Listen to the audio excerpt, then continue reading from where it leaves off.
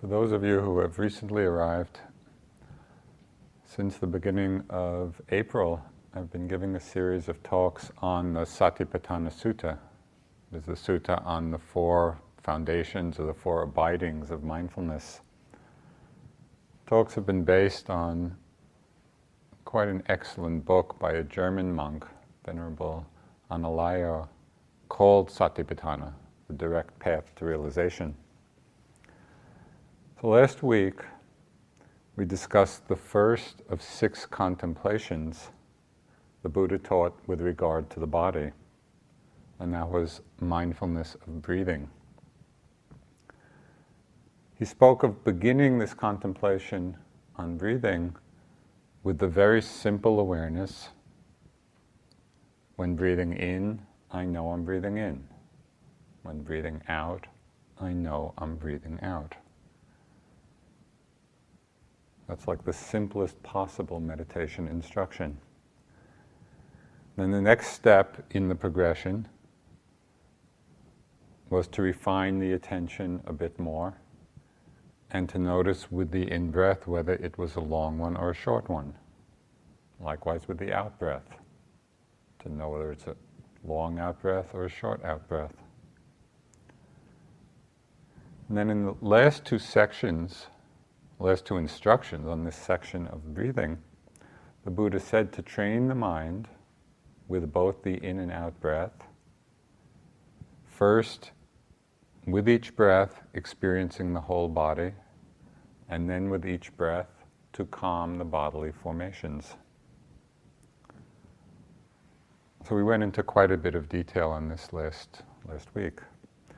The section on mindfulness of breathing in the discourse is followed by a refrain that is repeated 13 different times in the sutta. It's repeated after each specific set of instructions the Buddha gives.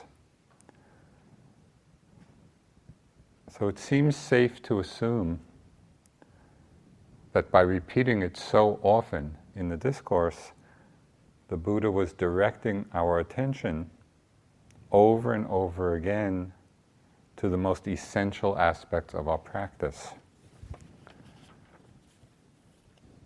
In past talks, we've looked in a lot of detail about each line of the refrain, but I want to read it again tonight as a reminder to you, and looking to see how it applies to the breath and to all the exercises that follow. Okay, so with respect to the breath, in this way, in regard to the body, one abides contemplating the body internally, or one abides contemplating the body externally, or one abides contemplating the body both internally and externally. One abides contemplating the nature of arising in the body, the nature of passing away in the body, the nature of both arising and passing away in the body. Mindfulness that there is a body is established in one to the extent necessary for bare knowledge and continuous mindfulness, and one abides independent, not clinging to anything in the world. So internal and external reminds us of the comprehensive nature of mindfulness. That our practice is to be aware of whatever there is, whether it's within us or without us. And in the end, our practice leads us to go beyond this division of in and out. Now with the breath, mostly we take it to mean mindful of the breathing internally, that is our own breath. Still, the instruction includes mindful of it externally as well. That is the breath of others, the in and out breath of others. And I think it's worth pointing this out, particularly for those times when you're here in the hall and somebody's breathing seems loud or disturbing, And our usual reaction of mind is to get annoyed, to get judgmental. Don't they know what they're doing? But if we remember this instruction of the Buddha that we can actually be mindful of the breath externally, then we become aware of the other person's breath. Is it in? Is it out? Is it long? Is it short? Are their bodily formations calmed or not calmed? And so we use that very experience as the vehicle for our own awakening. It's all part of the instruction. And I think it's a helpful reminder to us. So in one sutta, the Buddha says, and again he uses, in the suttas, he uses the pronoun he because mostly he's been talking to monks, so when I'm reading the quotation, that's the pronoun I'll use, but please take it to be all-inclusive. As he dwells watching the body within, he becomes rightly concentrated, rightly settled. Being rightly concentrated thereon, rightly settled, with regard to the body of another without, he brings about knowledge and vision. So it's a very direct statement about the possibility of developing insight with regard to the body, with regard to the breath, internally and externally.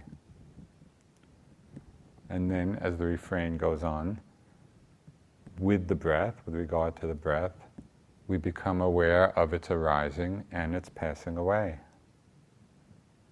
Clearly aware of its impermanent, changing nature. Well, this is a very striking and onward-leading instruction, because it's the beginning of taking us from awareness of the content of experience to awareness of the process. That is, we go from giving emphasis to the specifics of what it is that's arising. As we're focusing on this aspect, we're giving more emphasis to the fact of its changing nature. We're keying into the changing nature.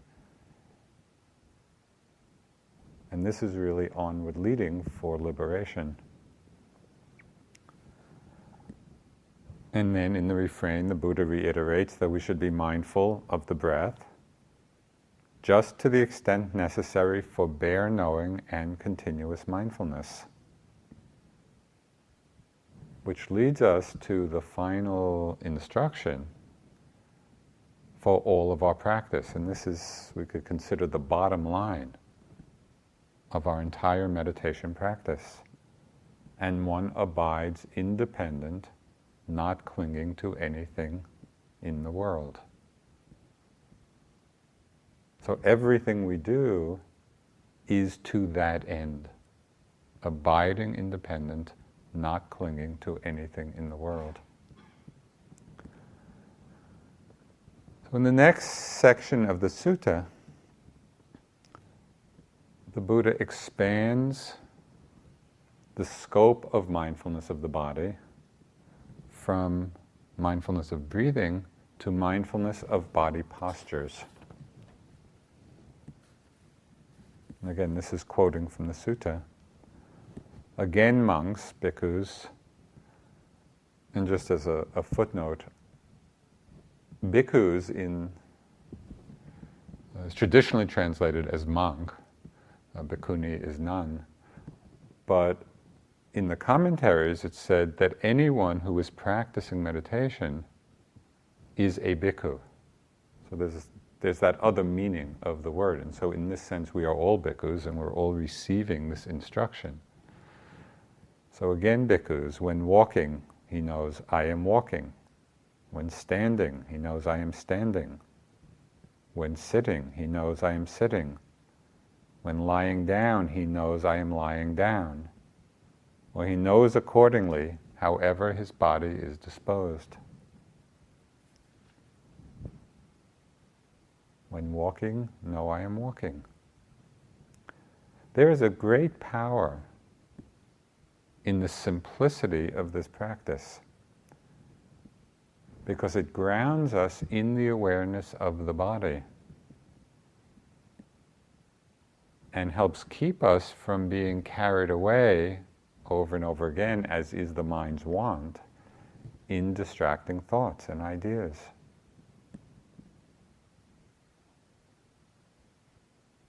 The simplicity of this instruction belies its profundity. My first teacher, Munindraji, used to say, if you sit and know you're sitting, the whole of the Dharma will be revealed. Or if you walk and know you're walking, the whole of the Dharma will be revealed. So how does this happen? How is the whole Dharma revealed? Through this mindfulness of posture.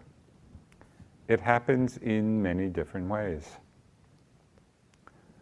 First, the mindfulness of body posture helps strengthen the continuity of our awareness.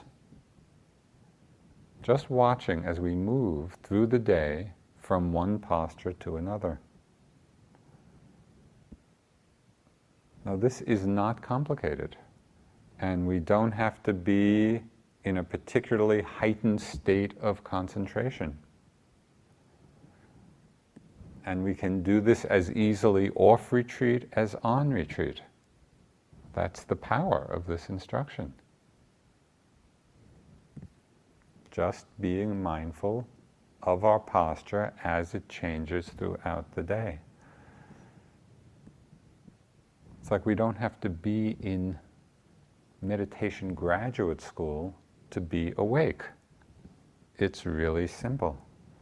And in the Buddha's time, as most of you know, there were many 7-year-old arhants. And you think, well, why? How did a 7-year-old, become an arhat, become fully enlightened? And sometimes I think it's because they were able to follow the simplest of instructions. Our minds have gotten so complicated, we can't believe that it's that simple. Sit and know you're sitting, and the whole of the Dharma is revealed. Okay, so it provides a vehicle for continuity of mindfulness through the day. Mindfulness of postures and seeing how they manifest, how they're showing themselves, also reveals a lot about our mind states. Just as a few examples. As we're walking, are we sometimes aware of that feeling of rushing? And rushing really doesn't have anything to do with speed. Sometimes we're rushing, moving quickly, but it's possible to be rushing, creeping along. And I've had this experience often, on retreat.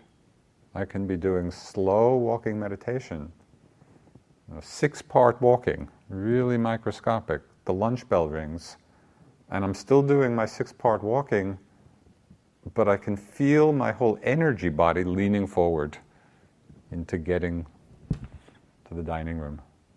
So it's just this very subtle, rushing is just this very subtle toppling forward, anticipating, having some wanting in the mind, some expectation, as opposed to simply being settled back in the moment with just what there is, not toppling forward. Some of you may know the teacher Narayan. She's a teacher at the Cambridge Insight Meditation Center. And she wrote and drew this very lovely little Dharma book. It's about, 2 inches by 2 inches. It's a very small book filled with drawings, nice drawings that she made. And on each page there's just maybe a few words of caption. And most of the words are like this. When walking, just walk. When eating, just eat. When standing, just stand. When lying, just lie. And so the book goes through a whole range of daily activities. Well, when I read that, the phrase just stuck in my mind. It was so nicely done. Often in the walking meditation, that phrase will come to mind. When walking, just walk. And it's amazing how often just that phrase disentangles my mind from something extra that my mind is doing. It might be a kind of rushing, it might be a kind of over-investigation, a looking for something. It might be in anticipation, of the next step. When walking, just walk. So I recommend you just try that at times and see if it kind of cuts through anything extra that you're adding to the simplicity of this instruction. So how the posture is manifesting can reveal something about our state of mind. When we're sitting, what is the sitting posture? Are we sitting straight or are we slumped? That will reveal very often a quality of our mind, whether we're wakeful, energetic, whether we're sleepy, filled with sloth and torpor. In standing, whether it's standing meditation or standing waiting in line for food, are we standing impatiently? Is there restlessness? Or are we simply grounded in the posture? Grounded, rooted in the present, in a sense of ease. How, when we're lying down, how is that posture manifest? Are we sprawled out, in some unseemly fashion? Or, as the Buddha suggested, are we resting in the lion posture? Resting on one side with one foot resting on the other. Lying with mindfulness.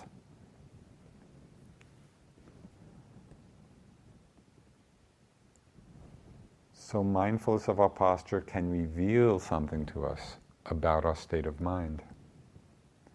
It also becomes the basis, this mindfulness of posture, becomes the basis for overcoming unwholesome states of mind, even ones that are quite intense.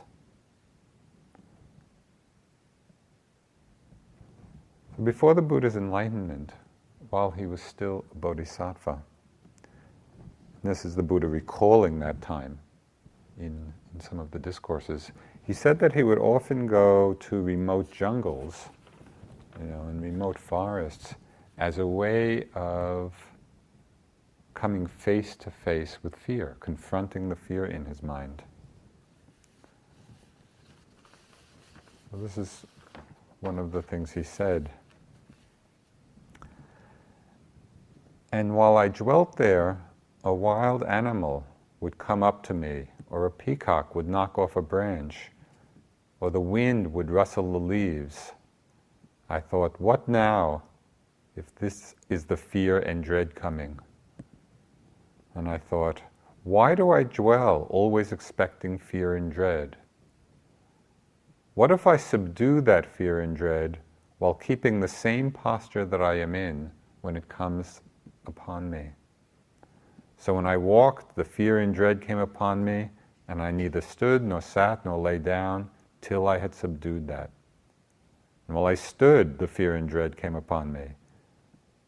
And then I neither walked, nor sat, nor lay down until I had subdued it. While I sat, the fear and dread came upon me. I neither walked, nor stood, nor lay down till I had subdued it. And while I lay down, the fear and dread came upon me, so I neither walked, nor stood, nor sat, till I had subdued that fear and dread. I particularly like this quotation, mostly because when I think of even the Bodhisattva having these intense states of mind come, when the wind rustles the trees or a branch falling, sort of reassures me, when I see fear arising in my own mind around some very simple things. But this emphasis on staying in the posture and being with that state and working through it in that very posture, it reminded me of a couple of experiences I had. One before I knew anything about the Dharma and one afterwards, which revealed to me the power of this particular practice. Remember once I was in college, I was in New York, and I just had this idea that I wanted to sleep out in Central Park. Now this was back in the 60s, so I think it was marginally safer then. This was quite a while ago, but it probably wasn't that safe. But I just had got this in my mind, so I took my sleeping bag and I went down to the park and I found the space and I just lay down and I just, with every single sound, I became terrified, that something untoward was going to happen. And I couldn't stay. I mean, it was just too much. And so after, I don't know how long, maybe I made it half an hour, I just went back home. But not a good idea. Well, years later, this is after practice. So at that time, I had no idea. I had no idea of mindfulness. I had no idea of really paying attention to my body. And so I was just caught up in the fear and had to leave. Years later, after I practiced quite a bit, I was on a camping trip with friends in Lassen National Park in California. We were out hiking and camping. And again, I decided, we were quite a big group, so I wanted to just go off apart from the group, and just sleep alone and just see what it was like, to be alone in the wilderness. So I went off, not with a tent or anything, just my sleeping bag, and found a place to sleep. And I'm lying there, and there are all these sounds, just like the Buddha described, Not a peacock knocking off a branch, but wind in the trees, and animals were scurrying, and I could see the fear coming up in me. But by that time, I had really learned something about staying mindful of the body. And so I just lay there, and I was watching all this happening, staying grounded in the mindfulness of the body. And the fear came and went and came and went and came and went. And my mind actually came to some peace. And I slept fine.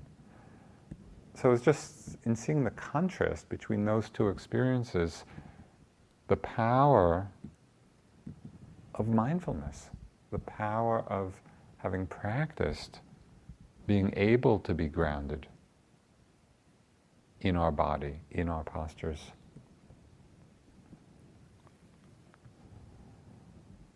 It's very clear from the Buddha's account that purification of the mind is not limited to sitting practice. We can face and see through all of these unwholesome mind states whenever and wherever they arise. It's as if we plant the flag of mindfulness in the stability of our body posture.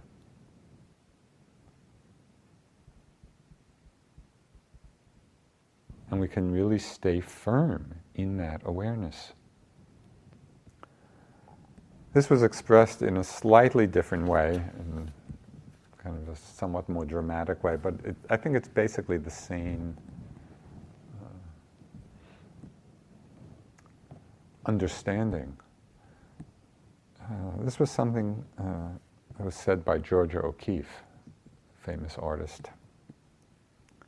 She said, "I've been absolutely terrified every moment of my life, and I've never let it keep me from doing a single thing I wanted to do." And I just kind of appreciate the courage of that. Basically, even with fear arising, we can do what we want to do if we are grounded, if we are mindful of what's happening.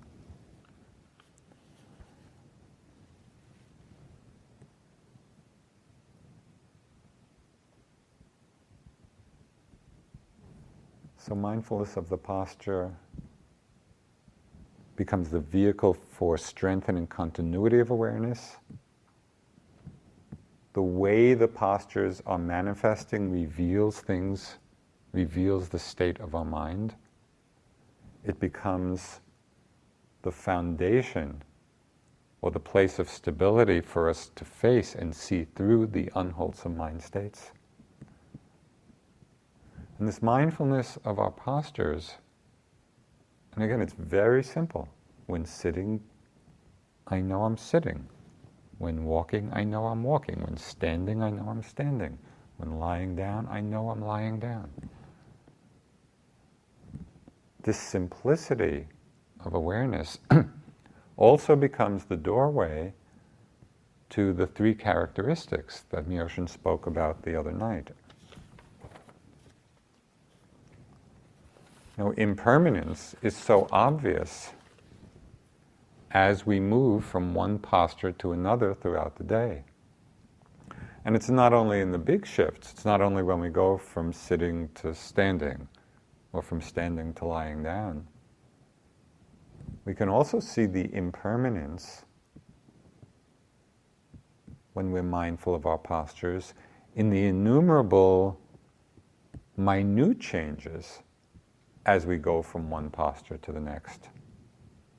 So just as an exercise, if you are not already doing it, you come into the hall and hopefully you're coming in mindfully. You come to your place, be aware of the walking, be aware of standing, and then see how carefully you can notice or note every movement that you make in going from standing to sitting. Instead of coming in and just kind of plopping down on one seat, can really see and develop quite a distinct understanding and experience of impermanence, just in that very straightforward movement. Go from standing to sitting. How does that happen? What are all the changes in posture that are needed to make that happen? Again, it's not complicated. It's just a question of slowing down a bit and paying careful attention.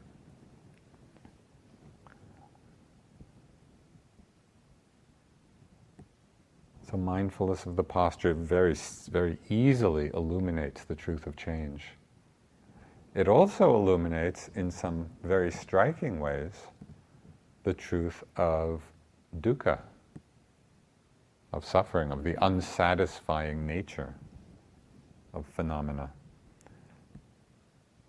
And it's illuminated when we begin to investigate, bring the investigative mind to the question, why is it that we move? What is the motivation for our movements? When we pay attention carefully, we see that most of our movements are made in order to alleviate some discomfort or pain. That's really what's moving us through the day. The Buddha talked of how movement masks dukkha. We see it in many ways. We see it in the slight shifts of position we make when we're sitting. Why do we make those movements? It's to alleviate or relieve some tension. We're feeling a little discomfort, and so we move. Or it may be a major shift of posture when the pain or discomfort becomes too unbearable. We can't be with it anymore. So there's a big shift then, also to alleviate dukkha. When we go to eat, why are we going to eat? It's to alleviate the suffering, the discomfort of hunger. When we go to the bathroom, it's to alleviate discomfort. When we bathe, it's to alleviate some kind of discomfort. We lie down, to alleviate the feeling of tiredness. But even then, Okay, so we're lying down, and you know that moment, I have it very often on retreat if I've been working hard, so to speak, and put in a good day's effort. Just that moment of getting into bed, it feels so good. Finally, a place of ease. So we think, yeah, this posture is great. But after some time, the body needs to roll over. It needs to stretch because of some discomfort. And after some hours of sleep, we need to stand up. We need to get out of bed because the body's getting stiff being in bed all that time. At one point, I was in India, and I was just having a lot of pain and tension in my body at that time. And I was just sitting with that, day after day. And I had this idea, I'm going to get this thick foam mattress and lie down with nothing crossed, my legs out, my arms out, and just supported by this nice soft foam. So finally I'll just be able to meditate in comfort. So I did this, and I got all of this together. Kind of lay down flat on my back. It didn't take long. I don't remember now. Maybe I had an hour, of comfort. But just lying there in one position, the body started to feel uncomfortable again. Because this is the nature of the body. This is what the Buddha is talking about when he's talking about understanding dukkha. But our movement keeps masking it. It's interesting to me of how often I and others would like to have the insight into dukkha without the dukkha. We all want to have kind of that insight and understanding. But the real freedom doesn't come from a theoretical understanding. It comes from really being with it and seeing it, because that's what deconditions grasping. So again, this mindfulness of body posture, when we're looking in this way, why do we move? Pay attention to that. The truth of dukkha gets very clear. Mindfulness of the postures also deepens our insight into anatta, into selflessness.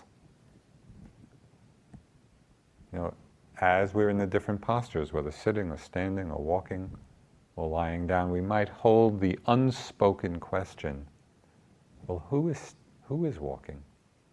Who is standing? Through a sustained mindfulness of posture, of just being mindful of the body in the different postures during the day, we begin to get insight into the impersonal nature of the body. There's an important stage of insight, and it's really one of the turning points. It's called purification of view. And it's the first real deep taste of selflessness. And this is the insight that we have through our practice, the insight into nama rupa. Now, nama rupa are the Pali words. Nama is mind and mental phenomena. Rupa is body. So this insight is when we see that in any moment, all that's happening is a process of knowing and an object. Just knowing and an object. So in this case, with the posture as the object, there's simply the awareness of standing, the standing of the body and the knowing of it. The sitting and the knowing of it. There's lying down and the knowing of it. We begin to see directly, not theoretically, but we really see for ourselves that this is all that is going on. That there's no one behind the process to whom it's happening, but rather what we're calling self, what we're calling I, is simply this process, moment after moment, of knowing an object, this pairwise progression. And then this also leads us to see the conditionality of mind and body. Body moves because there's an intention in the mind. The intention to move, and then the body moves. A corpse doesn't go anyplace because there's no mind there, and so there's no intention. So yogis, meditators, often get or experience this insight into selflessness in walking. And very often, both I've experienced myself in these ways and people have reported, when you're walking and have the feeling of being walked. Or sometimes walking as if the movement is happening by itself. Or sometimes there's the walking and there's the feeling of being pushed or being propelled. And all of these are manifestations of the understanding or insight into selflessness. That the walking is only this play of namarupa. There's no one there doing anything. So it's a real turning point in our understanding and our deepening insight of anatta.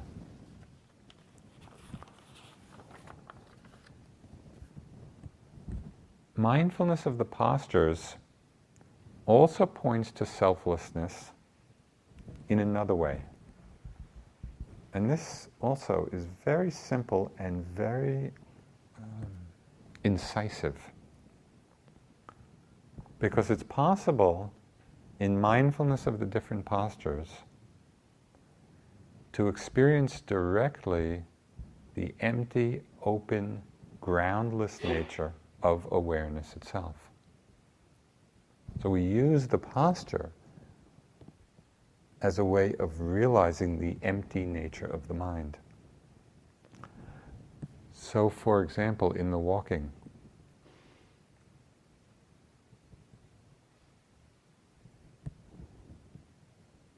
it's helpful to frame the experience in the passive voice. And I'll explain what I mean. Because when we frame it in the passive voice, we are taking the I out of it. So, for example, instead of I'm walking, walking is being known. Sitting is being known. Standing is being known. Okay, so we're doing the walking meditation back and forth, and just to be in that experience, walking is being known. And it's being known spontaneously, it's being known effortlessly. There is no one there doing anything.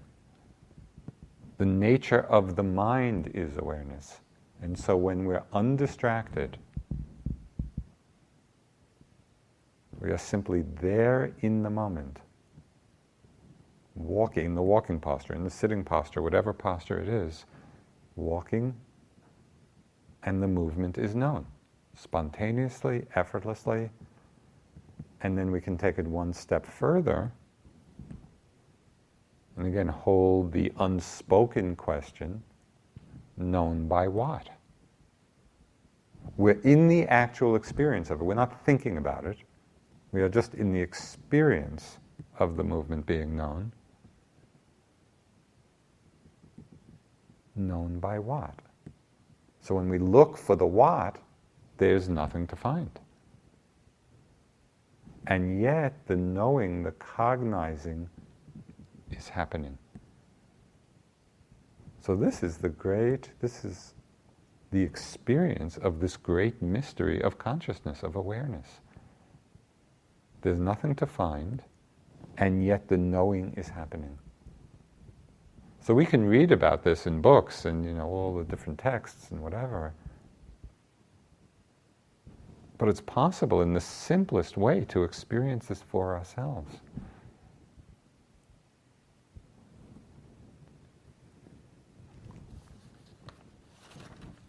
In the spirit of one Dharma, I want to read something from a Tibetan text.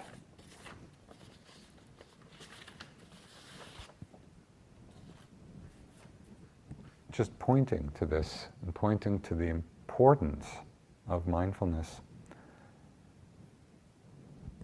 This is from a text called The Torch Which Dispels Darkness by Lama Mipam. The right way to investigate the nature of mind is not to perpetuate past thoughts, nor invite the arising of future thoughts, and to remain in the present in a balanced state. The mind should neither be distracted by outer objects, nor excessively withdrawn in a state of apathy. Let the mind remain in a relaxed and open state. Just as a young child cannot be left on its own, but needs the constant attention of his parents so he won't get lost, mindfulness is necessary so that the mind does not get lost in distraction. Awareness basically means freedom from clinging. If there is clinging, it is not awareness. It is discursive mind. Mindfulness is not something that is acquired right away. Perseverance is needed. It is necessary to be mindful not only while resting in the state of meditative evenness, but that mindfulness needs to be kept in any circumstances. While eating, while walking, etc., it is important to be constantly alert and vigilant in watching the condition of the mind. And so every posture, whatever we're doing, can illuminate our understanding of the empty, open, non-clinging nature of awareness.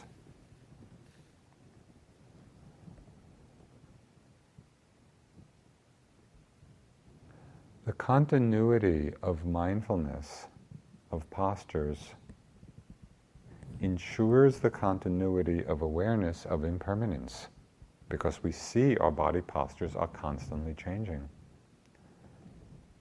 And this continuity of awareness of impermanence in turn frees us from any identification with the body or with anything else. And this is really the heart of freedom. Ramana Maharshi, the great Indian saint of the last century, he said, to identify with the body and yet seek happiness is like attempting to cross a river on the back of an alligator. It's not a good idea. Alligator's not a good vehicle for crossing the river. Identification with the body is not a good vehicle for experiencing happiness or liberation. So through our mindfulness of the postures, through the changing nature of them, we begin to decondition this identification with the body. And we start living in the teaching that the Buddha gave to his son Rahula, which in some way sums up all of our practice. So this is the Buddha instructing his son. He said, you should see all phenomena with proper wisdom. This is not mine, this is not I, this is not myself. See all phenomena with proper wisdom. This is not mine, this is not I, this is not myself. So these few phrases themselves contain a wealth of teaching. Understanding the body as not mine frees the mind from desire and grasping at it. We don't claim ownership of the body. understanding the body as not I frees the mind from conceit. And conceit in the Buddhist usage means that sense or that feeling of I am, I was, I will be. And the endless comparing of this I am with others. So we see all phenomena, we see the body, we see the mind, not mine, not I, that is free from the conceit I am. And just as an experiment, you might make, just to watch in the course of a day, how many thoughts you have regarding other people are rooted in this mind state of conceit, in this mind state of comparing one way or another. And it's quite remarkable. This is a very deeply conditioned pattern. Not mine, not I. See all phenomena with wisdom. Not mine, not I, not myself. Seeing it as not self is freedom from wrong view. That is the belief that there's an abiding self lurking somewhere in this mind-body process.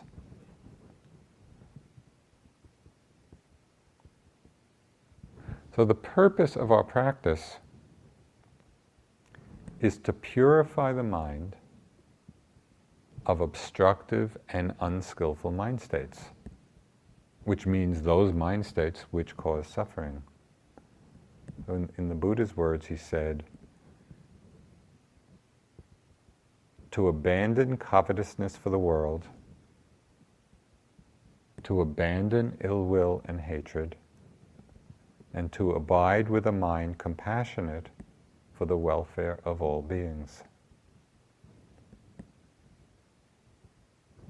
So even though often we seem to privilege the sitting posture in our meditation, this work of purification is clearly not limited to any one posture.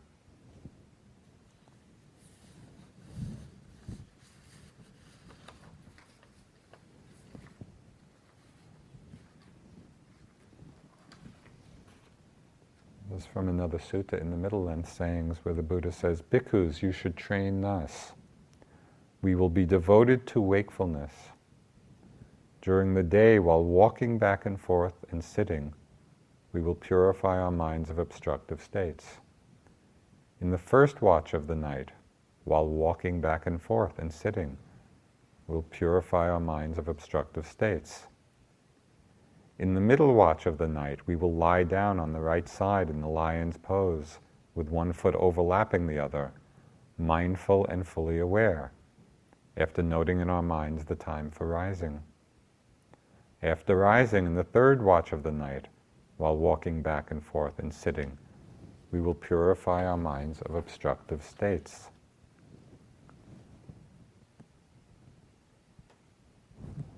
I'm emphasizing this because it feels important to realize that this work of purification is in every posture, whatever we're doing. You know, our teacher Deepama, who's this amazing woman and amazing yogi, when she was visiting IMS and teaching, she was staying in that house across the street from the center, the little white house. And she was here with her daughter and her grandson and seeing yogis throughout the day. But whenever she had a free moment, it was amazing. We would see her just outside the house, just walking back and forth, doing walking meditation. It was like not wasting any time. It was just when there was a free moment, using the walking as the vehicle for mindfulness.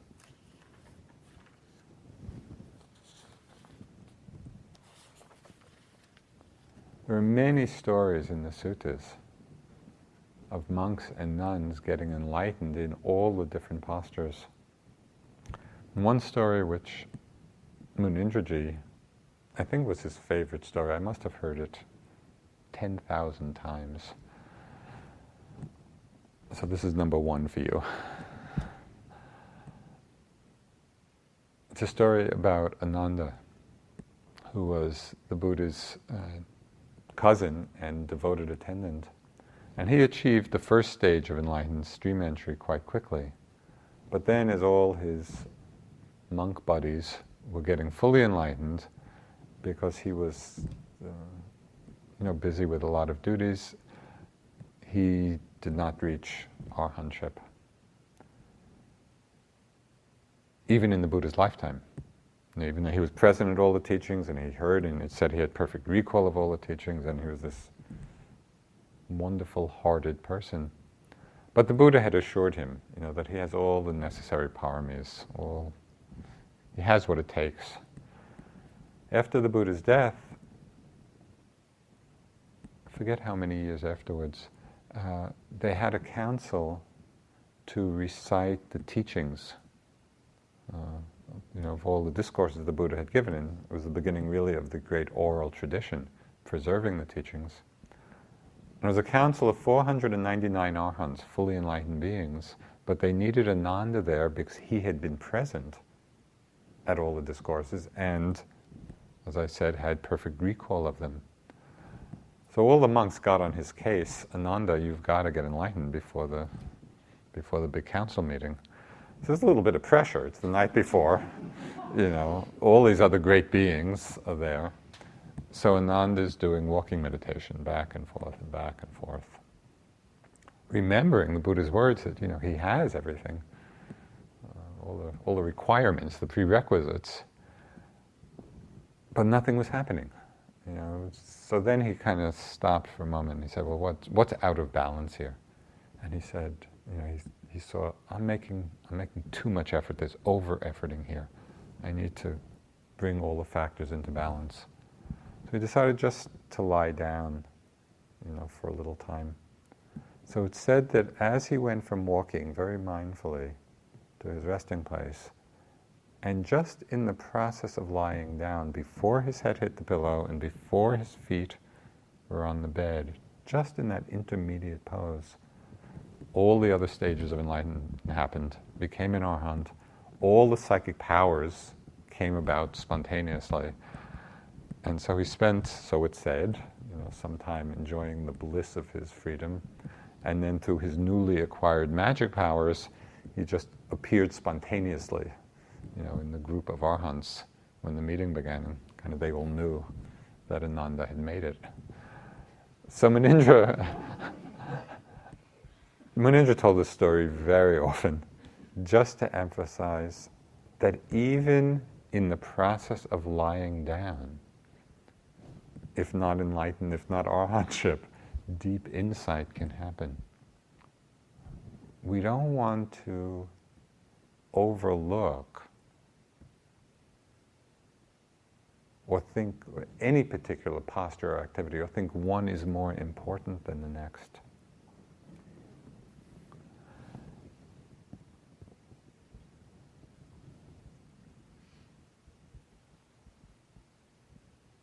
I say this because I know I've seen it in myself and I've seen it with yogis.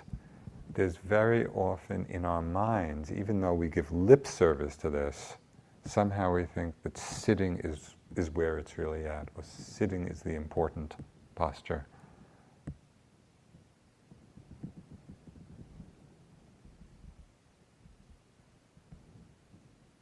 Ajahn Chah said, some people think that the longer you can sit, the wiser you must be. I have seen chickens sitting on their nests for days on end. Wisdom comes from being mindful at all times. So one of the great opportunities here, practice at the Forest Refuge, where there's no schedule. You're each kind of settling into your own rhythm. There's a great opportunity here to practice equalizing the importance of all postures, where you're not rushing through anything to get to a sitting. or to get to the next activity. Seeing that it's all the same mind-body process. It's exactly the same process that's going on, whether we're sitting, whether we're standing, whether we're walking, whether we're lying down. We can really make the day seamless.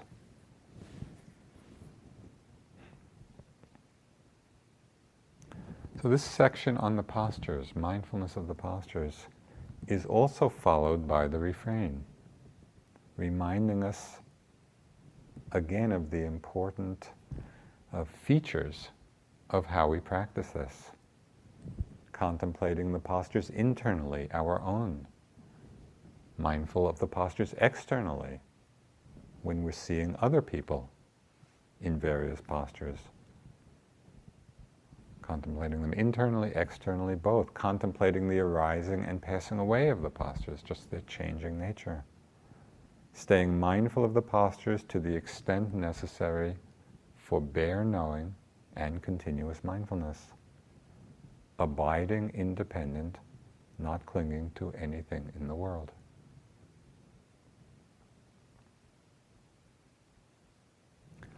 Let's sit for just a couple minutes.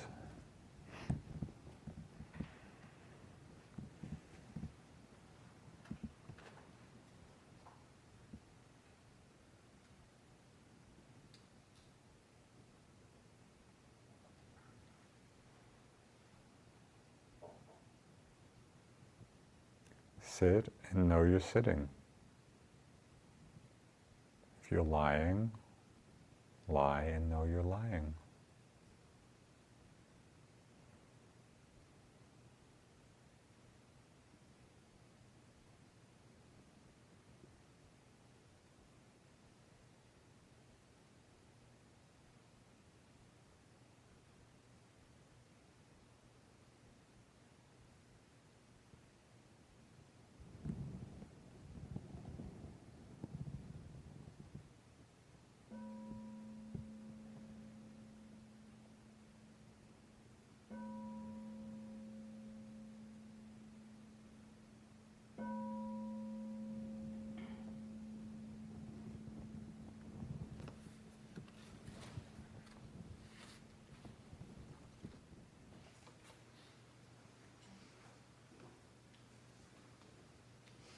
Let us chant the verses of sharing and aspiration.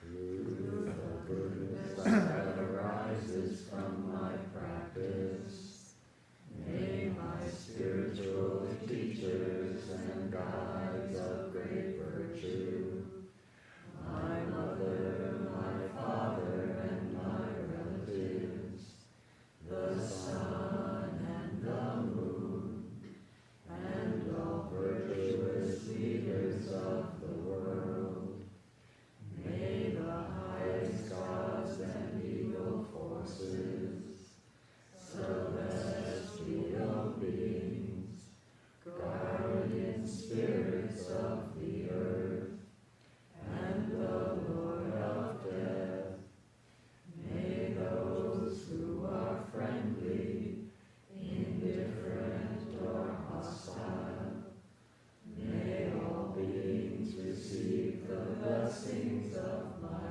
life. May they soon attain the threefold bliss and realize the deathless.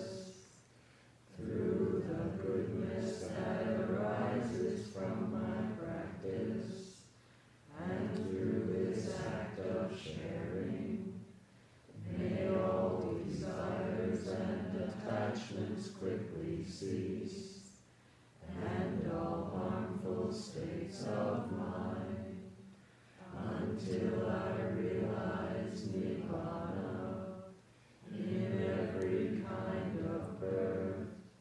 May I have an upright mind, with mindfulness and wisdom, austerity and vigor. May the forces of delusion not take hold, nor weaken my resolve. The Buddha is my excellent refuge. Unsurpassed is the